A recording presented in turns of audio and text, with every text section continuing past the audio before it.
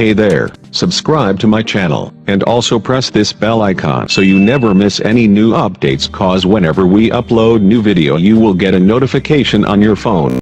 The test is in 4 parts, Part 1, Part 2, Part 3, and Part 4. Now look at Part 1.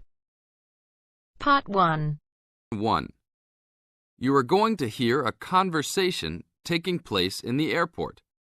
First, you have some time to look at questions 1 to 7.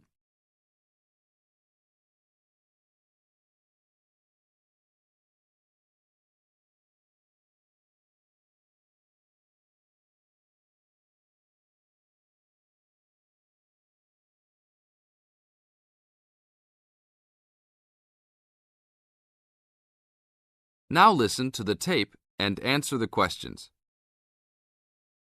Good afternoon. Welcome to Northwest Airlines. How can I help you today?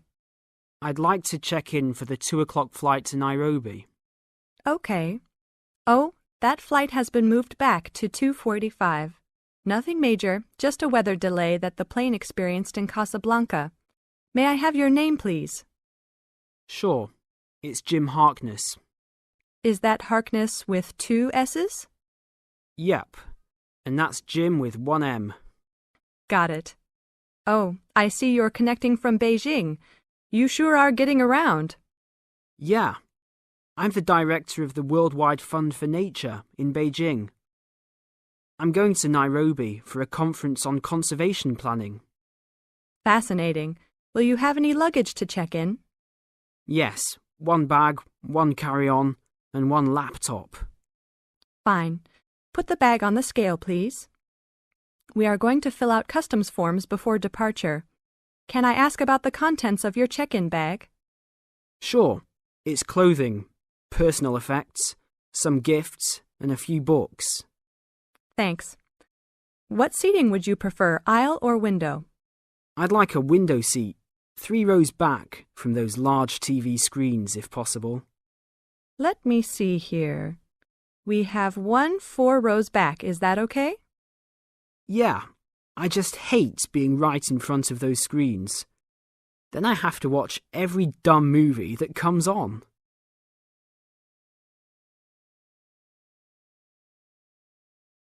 Now look at questions 8 to 10.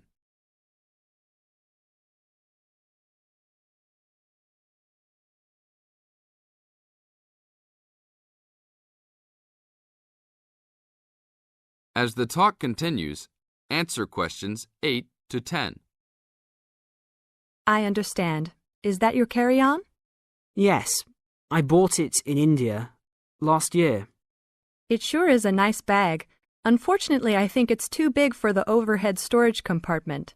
Maximum dimensions for carry-on baggage is 16 inches wide by 10 inches high by 21 inches long. Oh, well, it's okay with width and length, but it's 12 inches high. Are you sure that it won't fit? I've squeezed it in before. No, I'm sorry. You'll have to check it in with an agent prior to boarding. All right, it's no big deal. One final thing. Do you have any DVDs that you purchased in China?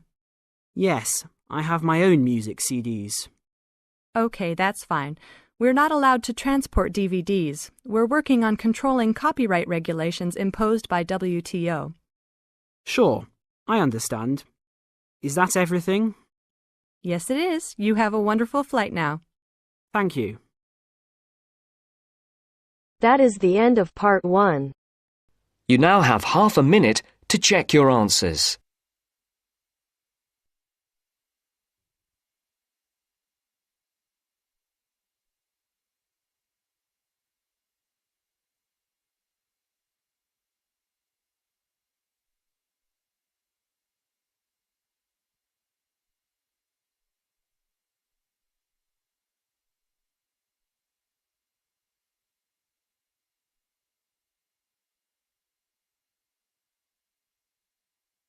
Now turns to Part 2. Part 2. You are going to listen to a radio program about buying a house. First, you have some time to look at questions 11 to 15.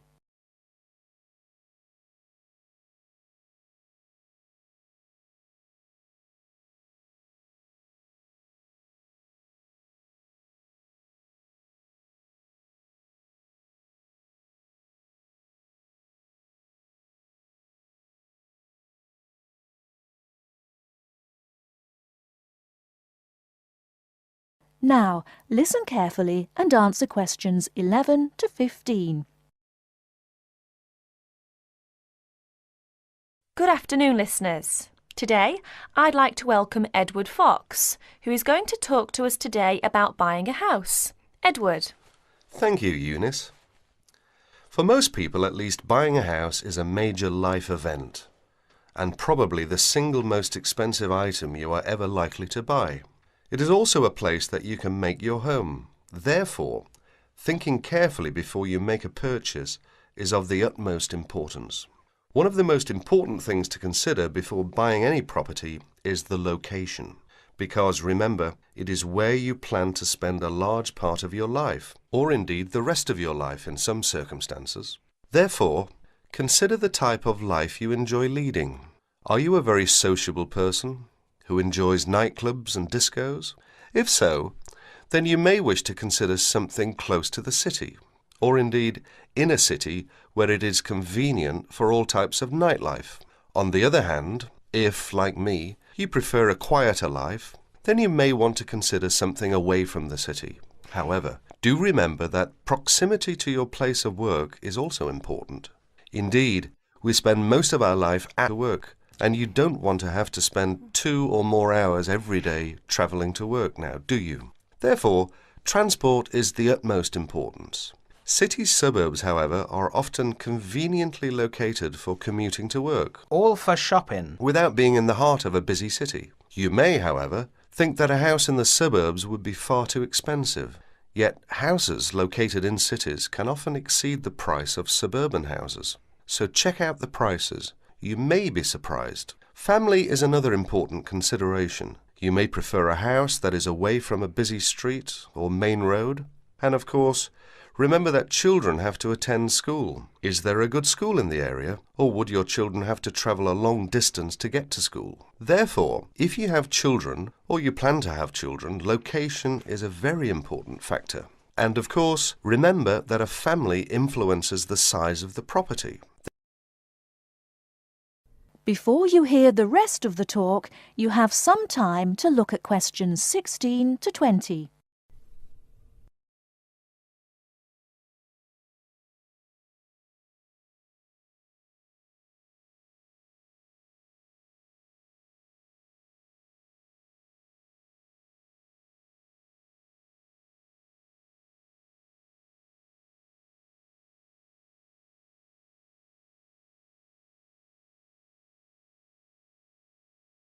Now listen and answer questions 16 to 20.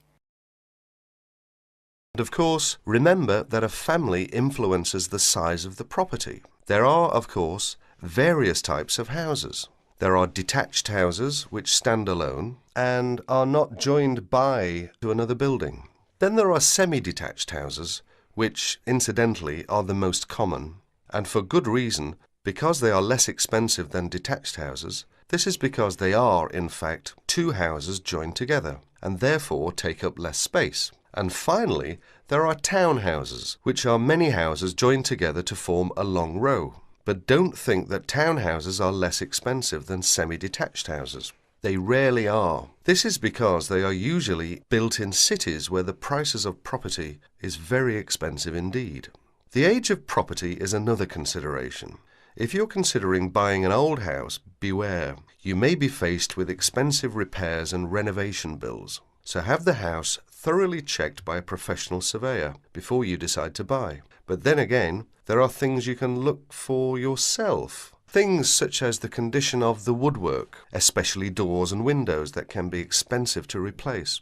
More importantly, make sure all the fixtures and fittings, things such as cupboards, sinks, taps, bathtubs, are all in good working order, because replacing kitchens and bathrooms can be a very costly business.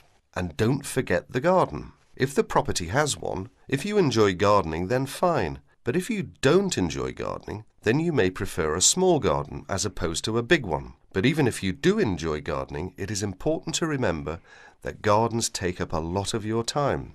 So keeping a garden in good order may be very difficult if you work long hours. One final thing is the general feel of the place. Does it have a good atmosphere? And most importantly of all, would you feel comfortable living there? Thank you, Edward. But I'm afraid that's all we have time for today. But I'll be back next Wednesday when my guest speaker will be talking about buying a computer. So, until then, bye for now. That is the end of part 2. You now have half a minute to check your answers.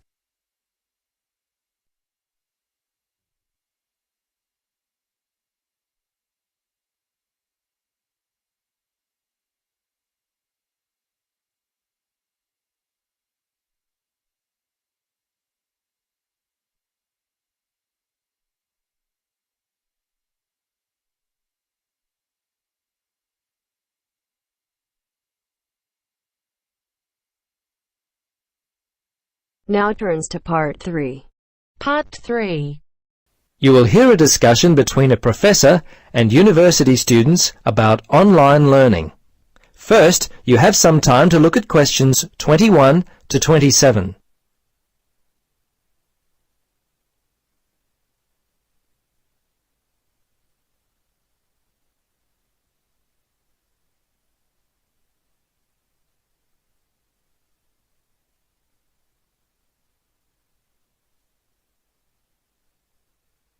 Now, listen carefully and answer questions 21 to 27. Good afternoon, everybody.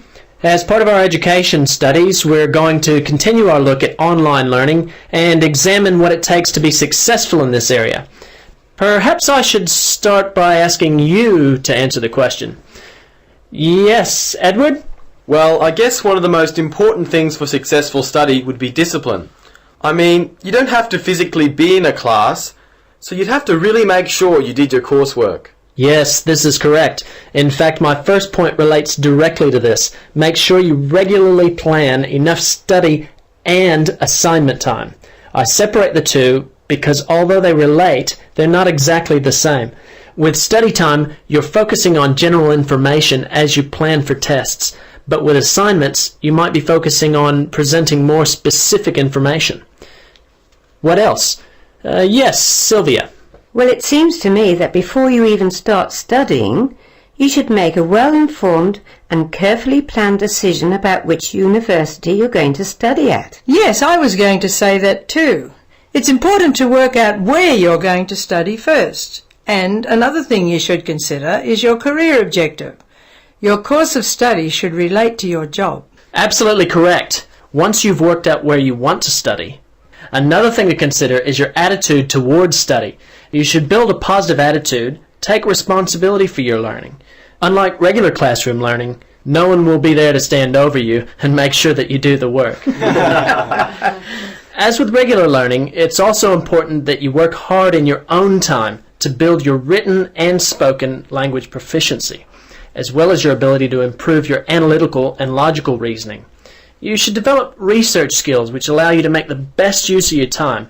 If you see something that might be helpful for an assignment, make a note of it. What about note-taking skills? Would an online learner need well-developed skills in this area? Good point, Pam. Lectures conducted online or via telephone will certainly require you to have good note-taking skills. Sometimes a copy of the lecture notes are available, but certainly you need to be able to take notes and write essays. They relate to your assignments. Another point often not considered is physical health. We all understand that physical health relates to mental health. Take care of your body by doing exercise and eating well, and you'll do better in your studies. My last point is simply to enjoy the experience. Learning should be fun. If you've put in the time to decide upon the best course for you, then enjoy yourself. Those who enjoy their course of study are those who will typically do well.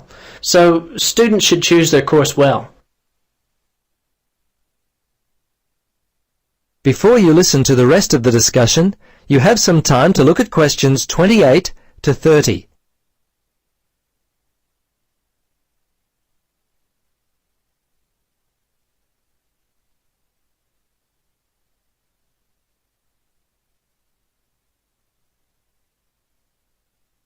Now listen carefully and answer questions 28 to 30. I'd now like to discuss the assignment for this part of our coursework. Firstly, the assignment is due in 3 weeks. I've reserved information for you at the library. Speak to Carol and tell her you're in the education class. She'll allow you access to the materials I've reserved. Professor, can we borrow them from the library? Some of them can be borrowed, but only overnight because other students may need to have access to them. You'll have to complete an overnight sign-out form. What about the length of the assignment? No less than 1,500 words, and please, no more than 2,000. What about the format? I want that double-spaced and in Arial 12-point font. If you have any other questions, remember to either call my office or you might like to email me. My email address is... That is the end of Part 3. You now have half a minute to check your answers.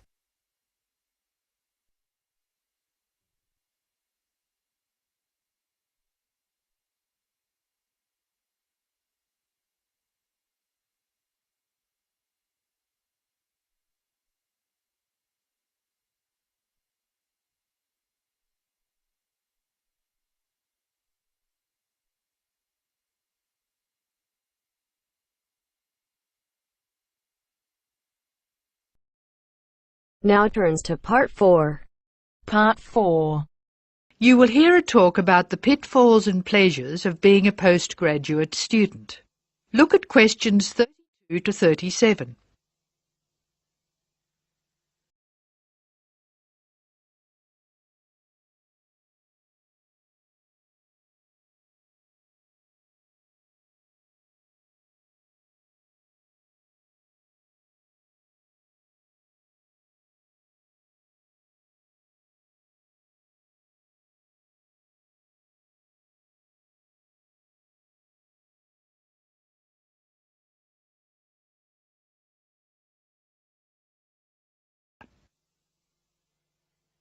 Postgraduates are about as easy to define as catching steam in a bucket. Courses can be vocational, for training, as research, as a preparation for research, or a combination of these. Also, you can choose between full-time and part-time. Increasingly, the approach to postgraduate study is becoming modular. The vast majority of postgraduates are doing short, taught courses, many of which provide specific vocational training. Indeed, there has been a 400% increase in postgraduate numbers in Britain over the past 20 years. Current figures stand at just under 400,000. People undertake postgraduate study for many reasons. These may be academic, intellectual challenge, development of knowledge; vocational, training for a specific career goal; or only vague, drifting into further study. It is essential that you determine the reasons you want to become a postgraduate. If you have clear goals and reasons for studying, this will enhance your learning experience and help you to remain focused and motivated throughout your course. Where you study should be based on much more than the course you want to do. For some courses, you're likely to be there for several years, and it is important that you are happy living there. Check also what type of accommodation is available and whether the institution provides any housing specifically for postgraduates. Choosing an institution and department is a difficult process. To determine quality, do not rely on the reputation of an institution, but find out what the ratings are from the most recent assessment exercises. Find out about the staff, their reputation, competence, enthusiasm, and friendliness. Visit the department if possible and talk to existing postgraduates about their experience, satisfaction, comments and complaints. Be very careful to check how they feel about their supervisors. Also, check what facilities are available, both at an institutional level, for example libraries, laboratory and computing facilities, and in the department, for example study room, desk, photocopying, secretarial support, etc. Everyone will have their own priorities here.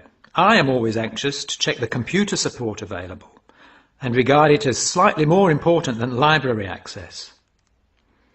Your working environment and the support available to you plays an essential part in making your work as a postgraduate a positive experience.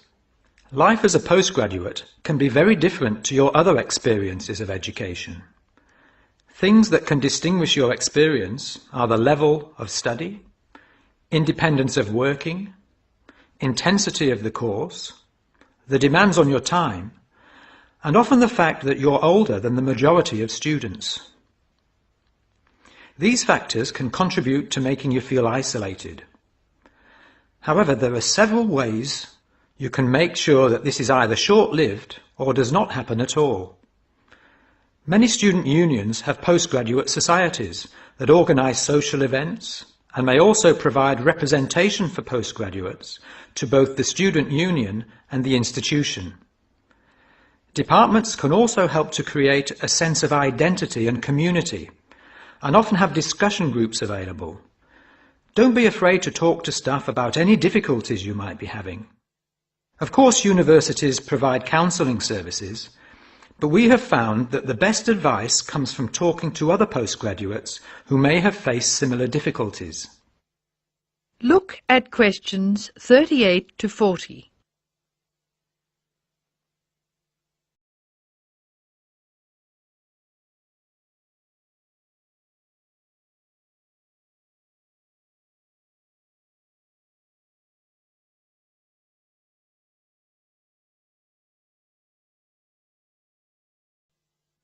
Financial planning is essential, since the government excludes postgraduates from student loans, and it can be difficult to maintain your student status with banks. This has implications for free banking and overdraft facilities. Do not underestimate your living costs, including food, accommodation and travel. And be careful not to budget for everything except a social life. Funding a course is one of the most challenging things people face when considering postgraduate study. Most postgraduate students finance themselves. They pay often very large fees to the institution and receive no maintenance income to support their study. Make sure you know exactly what your costs will be. Institutions often hide extra fees, like laboratory costs, behind the headline fee rate advertised. Funding can come from various sources: research councils, charities, trust funds, institutional scholarships, local education authorities, and professional bodies and organisations all offer various levels of funding. As I said before, the government excludes postgraduates from student loans, so it is essential you look to other sources. Career development loans are available from high street banks. The best advice on funding is to be proactive, persistent and patient. The postgraduate community in Britain is multinational, has a wide range of experience of life and work, and an exciting mix of goals, both career and academic. Being a postgraduate student should be a productive and fulfilling thing to do, and you will become part of a diverse and motivated social group. That is the end of part 4. You now have half a minute to check your answers.